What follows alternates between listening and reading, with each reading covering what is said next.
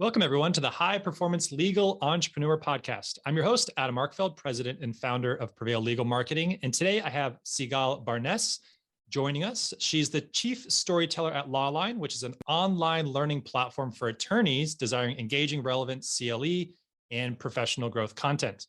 Sigalle, thanks for joining us today. Thank you. Thanks for having me. Okay, so I have to start with the question of your job title and what does Chief Storyteller mean? What is that role responsibility look like? Sure, absolutely. So Chief Storytelling, I guess, in the most simplest of forms, there's a lot of different definitions depending on what industry you work in, depending on what company you work for, how big that organization is.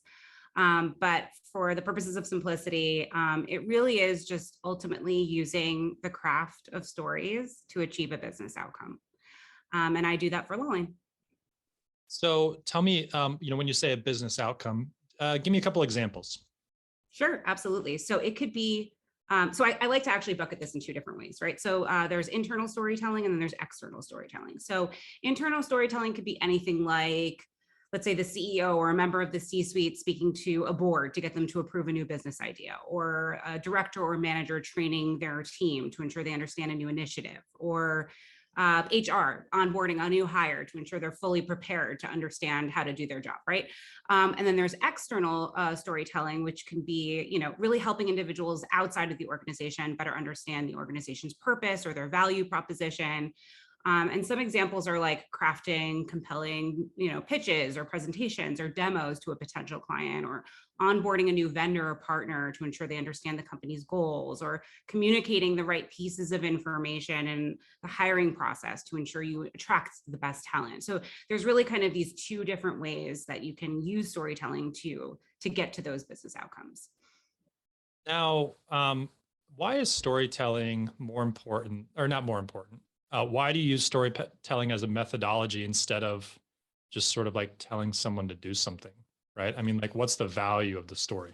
Right. And so I think it's easy to tell somebody to do something and then they'll do it, and then they'll never be able to understand maybe how to do that again in a different context, right? But being able to tell somebody not just what to do, but the why and how of doing it, I think really kind of helps that person embrace the larger philosophy and outcomes that the business is trying to achieve. And it empowers that person to be able to do that in a diverse amount of ways that they wouldn't otherwise be able to do. It also sticks with people better, right? A story will sometimes sticks much better than a bunch of numbers and data, right? Although there is data storytelling as well, and we can go into that. But at the end of the day, you tell someone a compelling story, that's going to stick with them, and then they're going to be able to refer back to that a lot better than perhaps a bunch of numbers or a bunch of words on a presentation that will let them be better at their job along the way.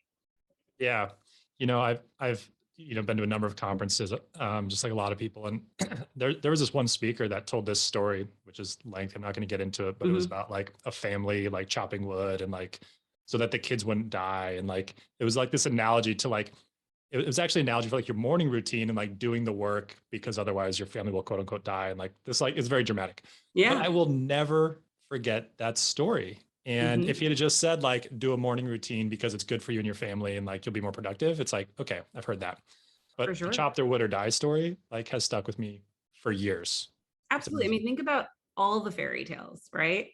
Think about the boy who cried wolf, right? I mean, that lesson, right? That we don't say emergency fire unless there's an emergency fire because people won't believe us. I mean, these are stories that stick with us until our adulthood. I mean, we tell these stories over and over again to our children, and generations and generations they're passed on, not because they're just interesting stories, but because they have a larger meaning. They allow us to apply these principles in a lot of different ways. So yeah, they're very powerful for sure. So can you just give me an example of like using a story internally to, I guess I'm trying to get my head around like how this is put in practice. Yeah, for sure. This is your entire role, but it doesn't seem like it would be that hard. I'm thinking of me as the owner of the company to just be like, okay, well, I want to get this point across. Like, let me just think of a story that reinforces it. I mean, is that like, how do you implement that into the company? Yeah. So one thing that I'll say, and this is something that just to give you some context on my journey, I started at Lawline as I was an attorney first, started at Lawline as a program attorney, worked my way up. I worked in content for a long time. Then I became the COO of the company and I ran the company for 3 years. And then I, as many of us did in this time in our lives, kind of assessed what I wanted and became the chief storyteller. So I designed this role for myself. I actually don't know anyone else in legal that has it yet. There are roles like that out there, but not in legal yet. So I am a baby chief storyteller in the legal industry, and I am still trying to figure it out myself. But what I will tell you is throughout this journey at Lawline, I have found that you can tell a story to someone, but as we spoke about before, you need that person that you told the story to be able to not only apply it in their own roles, but to then tell that story so that and empower other people to be able to do it as well, right? And you'll be so surprised how many times, if you ask, let's say in an organization, let's say 10 different people, what is our mission? Unless you're a really good storyteller and you really leaned into that, I bet you'll get 10 different answers, right? And that's part of the problem, right? And then your clients don't really know what you do and or what you're good at or what you're trying to achieve for them, right? And so at the end of the day, you as the CEO might be really good at storytelling, but you might not very well be great at being able to tell a story in a way in which they can retell it to clients, to their teams, to other managers, to in presentations and conferences and things of that nature, right? And so that's where kind of from an internal perspective, where I step in and I go, okay, Adam, tell me your story. What are you trying to achieve from the story? What do you want people to get out of this? What do you want them to feel? What actions do you want them to take? And then I help you make sure that that story achieves that effectiveness. But then I also work with all the other people who are also telling that story to ensure that they're able to continue to tell that story in the way that you see that the vision for the company needs to be. Yeah, that's amazing. Are you familiar with the company called StoryBrand? Do you know that I company? have, yeah. That's Donald Miller, I think it is. Yeah, absolutely. He is actually someone that I looked into a lot when I first started becoming the chief operating officer of Lawling, because I had identified that Lawline needed some rebranding. And I loved everything he had to say, like everything. And I still subscribe to his newsletter. Well, I don't even think I finished his book, to be honest, but I remember reading like part of it and just having like the characters like introduced, like the villain and the guide and all of that was totally blew my mind. So, Yeah, do you implement that like when you're doing these things? Do you go like that deep, like naturally or intentionally, or is it sort of like not that formal? I intend to, right? So I've been in this role for about 4 to 5 months now, and I've, done some kind of preliminary foundational things to help the company kind of move forward. But I intend to be more intentional about that. But I think the biggest thing that I learned from StoryBrand was to not make yourself the hero. It's so often that companies try to be the hero. I am going to save you from everything that you're struggling with, right? But that's not actually what clients want, right? Or what other people want. People want to feel like they're the hero in the story, and you have to be the guide, right? You have to be the person in the story, that wise person that comes in and helps guide Arthur to the sword and the stone, right? And like that, people want to be Arthur. People want to be, Rapunzel, whatever, right? But they want to be the hero in the story. And so that was the biggest takeaway for me. It was like, we have to stop being all about us being the savior and us being the guide instead. And that really shifted the way we communicated with people internally and externally. It also works for leadership, right? Because at the end of the day, true leadership is when the person that you're leading is empowered, right? They feel like they're actually owning their story. They're the hero of their story. And you as the guide get to like empower them to do that, right? And so it really works in all the different ways. Yeah. Man, that just got so many wheels turning. I'm sort of thinking about, the attorneys in the audience, and I mean, how easy would it be to just be the hero, saving them from their problem, right? I mean, that's like such an easy position to take, and one that naturally, like I think almost probably all business owners or people in a position like that just take, because that's just how I think a lot of people think. So how would you, if you don't mind me asking, if you're an attorney, I mean, how would you sort of reposition yourself to be the guide when you're talking to someone? Like, what would that sort of look like? Sure. Yeah, Yeah. absolutely. I mean, I think the first thing is it's already in the name. We're counsel, right? So we're counseling people through difficult, exciting, interesting parts of their lives, right? So when you talk to a client or a potential client that you're looking to bring in, right? You want to talk to them about you want to talk to them in a way that you understand where they need to go. You want to ask the questions that helps you understand where they need to go. And then you're providing that counsel to them, right? And your story about who you are and how you're going to help them do that should always keep that in mind. Don't give them information that doesn't matter to them. I mean, you're not going to sit there and tell someone that's trying to draft a will, like, oh, look, and I can create like 7 different other businesses for you if that's not what they're looking for, right? Like you want to talk to them about like the 3 or 4 other people that you've helped that have been in similar situations than like as them, as the client. And you want to talk to them about how you help them through that, right? You want to talk to them about where they are now that you've counseled them through that, right? You're not the star. The clients are the star. Even when you're talking to another client, your other clients are the stars. They're the heroes, right? Not you. And so I think at the end of the day, it's a pretty easy way to do that when you're speaking to, like, let's say, a client.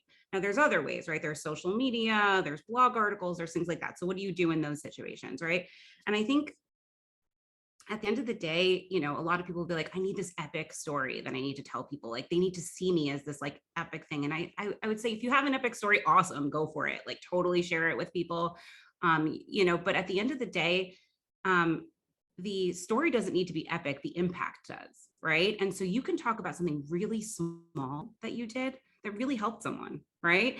And those small steps that either help someone or created the momentum to help someone or created the momentum for your own business, those small stories are really valuable to people because sometimes we get stuck in the steps, right? And so sometimes just starting small and just sharing those small stories can be really helpful. And I'll share a story with you that can help you with that.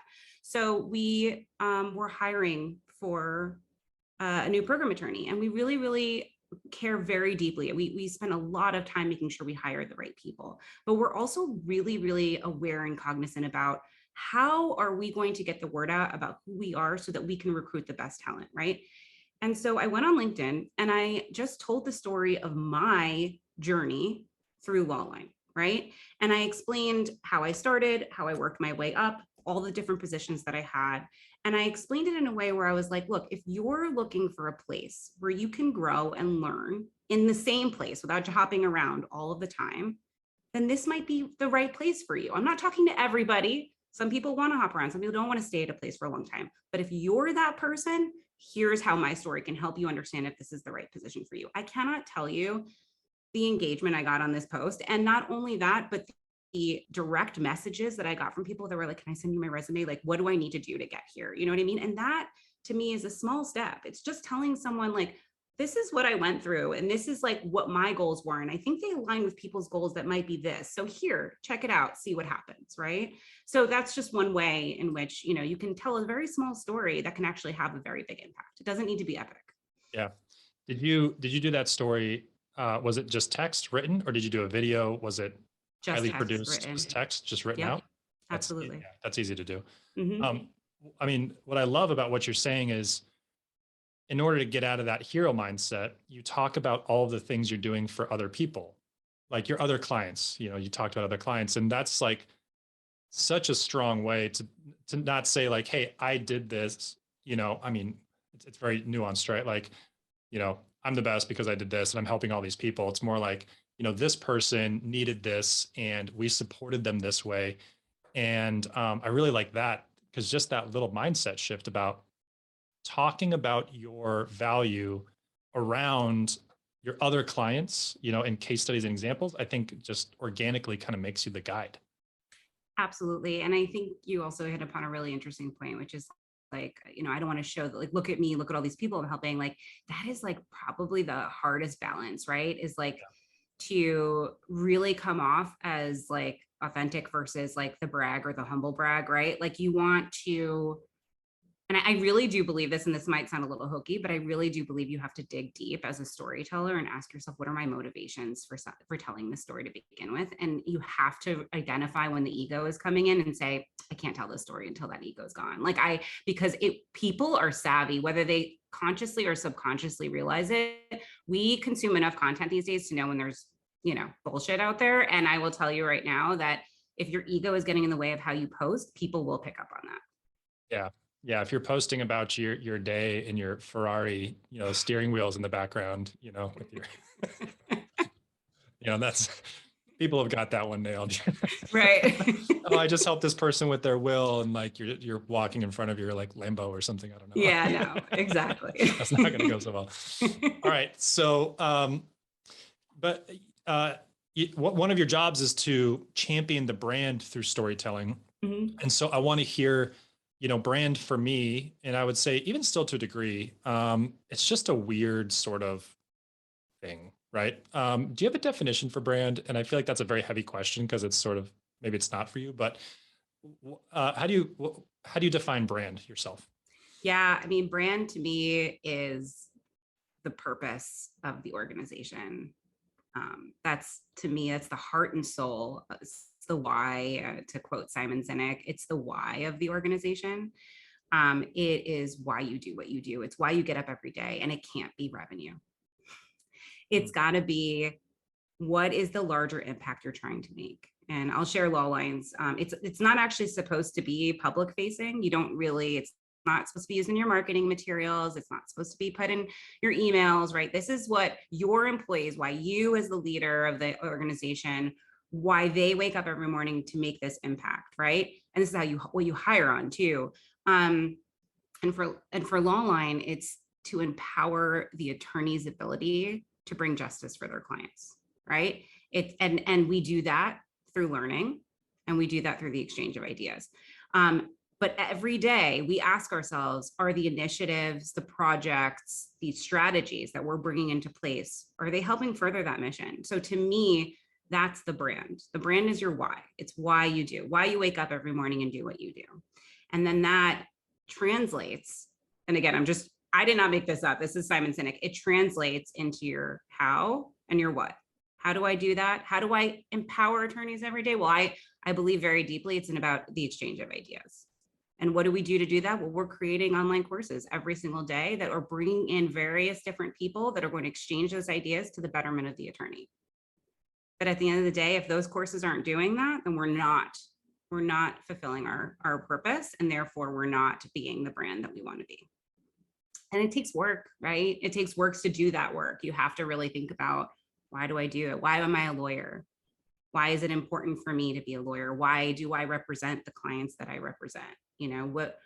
Not only what is the outcome that makes me happy, but what is the process within helping this person that makes me happy and makes me feel like I'm doing something that is meaningful.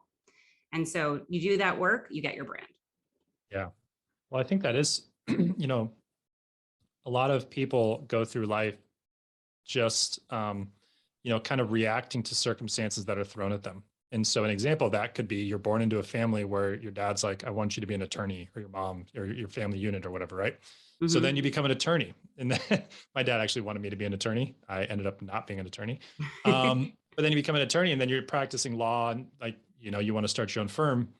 And there's not really, with that scenario, there's not really like a why behind that.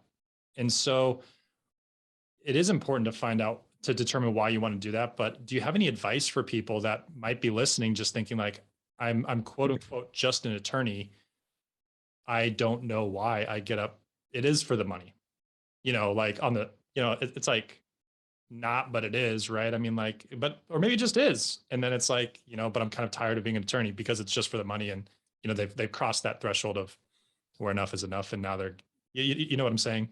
Absolutely. And I think, like, at the end of the day, like, I 100% get it. Like, we need to make money to survive. Like, we need to make money so that we can get the things that we want. Right. I think that in situations like that, I was an attorney for 2 years. And then I left. I realized, oops, this was not for me, but I love the law. I just didn't want to practice it. Right. So I stayed, law adjacent. But at the end of the day, I think it's important to still ask yourself, like, okay, if I hit my revenue goals, right? If I hit, let's say, I don't know, $1 million a year, right? Whatever it is, that's your revenue goal, right? What are the clients that I like walk away from that make me the most satisfied, regardless of how much money I made, right? I would hope that there's at least one that you can identify that really made you proud. That you're like, this work was awesome. This outcome, this made me really happy. And then use that as your ideal, customer, right? And try to continue to grow your business based on that, right? Like, I think that a lot of the times when we think about our messaging and our brand, it's very easy to be like, well, I want to talk to everybody and I want to make sure that, everybody can be a client. But when you talk to everybody, you talk to no one, right? Because no one can relate. It's okay to choose a customer. And it's and once you choose and you really kind of focus in and hone in on that and that experience for both you and that client, everything else grows from that. So yeah, I mean, I think it takes self-reflection. And it takes a moment to think and take a beat and be like, what besides the money really makes me proud? Like, what is that one client that was like, if every client was like this, it'd be amazing. And then trying to lean into that. Yeah.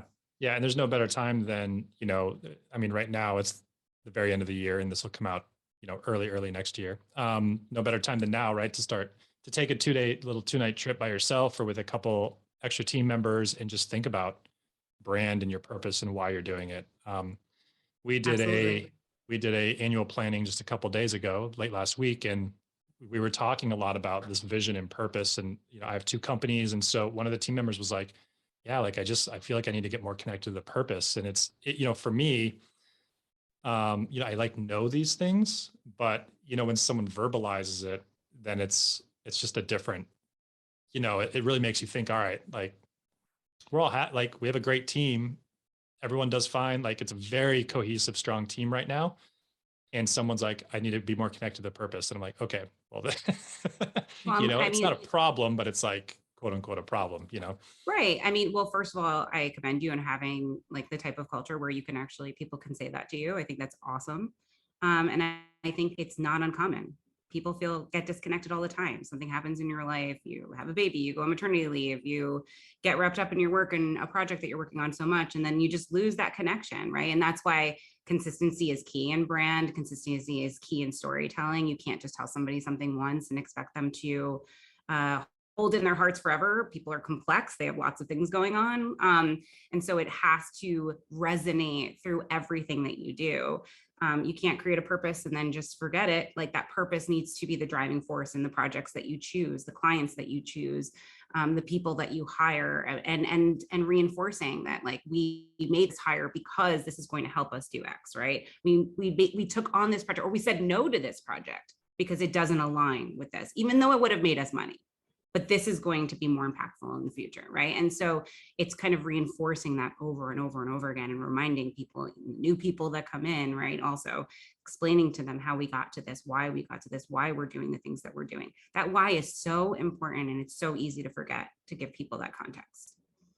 So it sounds like Lawline has a really powerful why and mission. And so when you're talking about that constant reinforcement, what does that actually look like on a weekly or daily or monthly basis, that being communicated to the company? Is it like you have a Monday meeting and like it's reinforced there? Is it like, like really tactically, like low level, like Yeah. when do those touch points happen?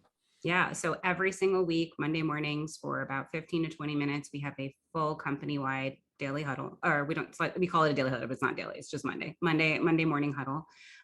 In that huddle, we reinforce all the things that we're doing on it. Like we actually annual plan. So it actually starts top down, but it will come to the nitty gritty. So top down at the top level, every year, the executive team comes together and we annual plan. We talk about what we did great, what we didn't do so great, were the goals we achieved, what were the goals that we did not achieve, what went right, what didn't.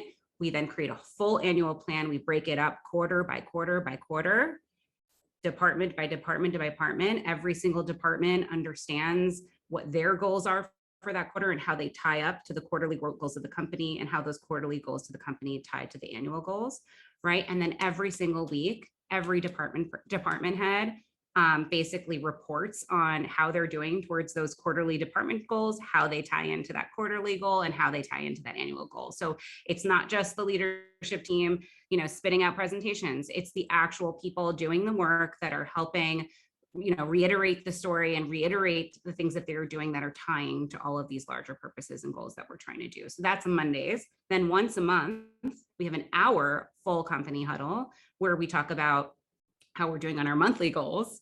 And one of those monthly ones, every quarter is a quarterly one where we talk about how we did for the quarter, and every department head is reporting on that. And then in addition to that, we have a ton of coaching sessions. So every single person in the organization gets coached by someone. And that person that's coaching with them is also reiterating and helping guide that person and answer any questions as far as making sure that what they're doing is being connected to the larger goals of the company and the purpose of the company. It's a lot of meetings. I'm not going to lie. It's the Monday meeting, it's the weekly meeting, it's the monthly meeting, it's the quarterly meeting, although some of those overlap. We did shave down a lot of these meetings. There was a lot of learning that had to be put. We went really extreme at one point and had too many meetings, and people were like, how am I getting my work done? But we learned from that. And over time, we were able to refine it to these kind of rhythms that really work for the organization. Yeah. So it sounds like the mission and purpose and those goals are established at the annual planning, and then they're just reinforced on this annual, quarterly, monthly, weekly cadence that just trickles down. Yep. Yeah. Does the organization follow something like traction or scaling up, or is it just kind of been? Yeah. So we actually started, when we first started shifting our mindset around annual planning and strategic thinking was about in 2014. We actually did read the Scaling Up book, and we went to the conferences, and then we hired a scaling up coach. His name was Mark Green. He was amazing, and he helped us so much. And we used him for about, I would say, 4 to 5 years. And he really helped scale our company and grow year over year. And we still kind of take those principles. We have since graduated from Scaling Up a little bit, but we still have a lot of those principles in place. And now we're kind of bringing in subject matter experts to come in to kind of train us and guide us in specific areas that we want to refine. Yeah. Those books, Scaling Up, in my opinion, is probably for a little bit larger organizations. Traction seems to be a little bit simpler for smaller organizations. Mm-hmm.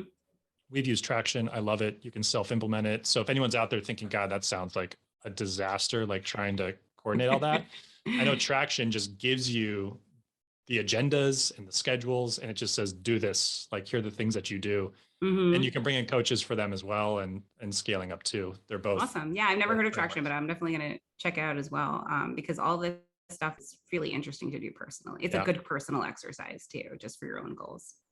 It's actually called EOS. The book is Traction, so I always say this wrong. Entrepreneurial Operating System, Traction, but it's a sort of an easier version of Scaling Up. Cool. Awesome. Good to know. Thanks. Great. Just one sort of final question here for the podcast, and this is just more about the business actually, is, what does the future look like for Lawline? Anything you can share? I think I saw on LinkedIn you just recently did planning. Did you already do planning? We did. We just recently did our annual planning. Yep. Absolutely. Great. Is there anything you can share about, what that looks like for the future of Lawline? Yeah, I mean, we are growing year over year, and we have been really, really thinking deeply about how do we take all of the knowledge and understanding that we have about content creation for lawyers, because just to take a step back, Lawline creates content for lawyers. It's CLE accredited, it's compliant, so that we're now creating a lot of content that's non-CLE as well to ensure that we meet the needs of what lawyers need. And we're trying to understand how we can take all of the understanding that we have about creating content that is really useful for lawyers, as well as we're really good at identifying the right speakers to partner with to teach these programs, and how we can use that to better help lawyers in their lives. And one of the things that we're looking to do is we're going to be creating a way to empower attorneys to create their own content through us, without in a more streamlined way, without having to kind of deal with us every step of the way. They still can have that, but we also want to start creating a more streamlined way that people can do that with us. In addition to that, we have been really successful in getting individual attorneys to subscribe with us. And we have seen a really big growth on an enterprise level of getting attorneys to start signing up their entire firm with us. And so one of our goals is to really help us understand and ensure that we're creating the best content that we can on an enterprise level, whether that's a large law firm, whether that's a large organization that has lawyers within it, nonprofits, whatever the case may be, to ensure that we can be the place that large organizations can also come to us in addition to our individual attorneys. Yeah, that's great.